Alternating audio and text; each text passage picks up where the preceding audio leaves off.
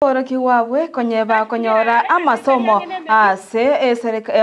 serikali ya kaunti ya Kisii sibono baba bagosirwa inseyo muroberi obwa Ajirya oyo konyogosira abasaye so okoba amagerio yobomanye wechi computer anene no botumeki bwa emitandao yekirero se okwanyolera emerimo amatuko ari mutwe nigo abahoro kiwawe rituko lya rero babekirwa egutwa abarai baikirana getige chigosori kia Kisii sibono baba bakorawa n'umugabana we county ya Kisii Simba Arati.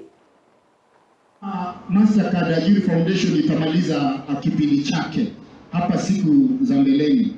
Sisi tuone kama tutaongea na Kisii County Assembly tuweke supplementary budget, tusongeze hii kitu mbele, kwa tunaendelea kufunza hawa wanafunzi wetu ikuwe ni kitu ina run annually. Sitakuwa mzuri. La mwisho, Your Excellency, mimi nilikuwa nasema hivi vile pastor amesema hapa. Sisi kiwa ni wafuazi wako, wewe usikufe moyo, chonga mbele. Ukisikia watu wanakupiga vita, tia komanda sikioni, usisikie la madini wala mtekamaji msikitini, panga kazi mbele. Abara na gani? Si kama na apange kazi mbele.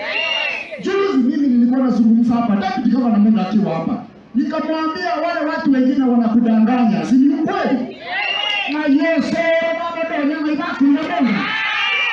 Mambo yake kwa mama na kwa wewe chiki kweli. Kwa wale wako ya kufresh sasa. Hawa watu wako ya taayia.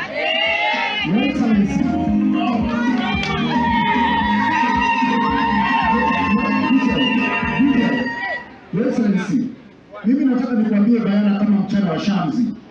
Unajua watu wameona nyota ndani yako. Wameona 2032 the Gusii community will back you as the president of the Republic of Kenya. Wanataka kujaribu kukukata miguu.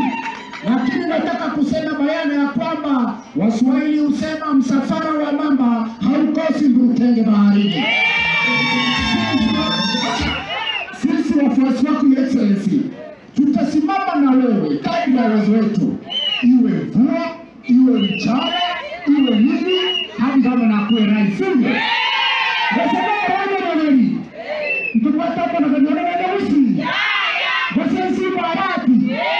Hii kazi tunafanya. Hii kazi kama tunafanya.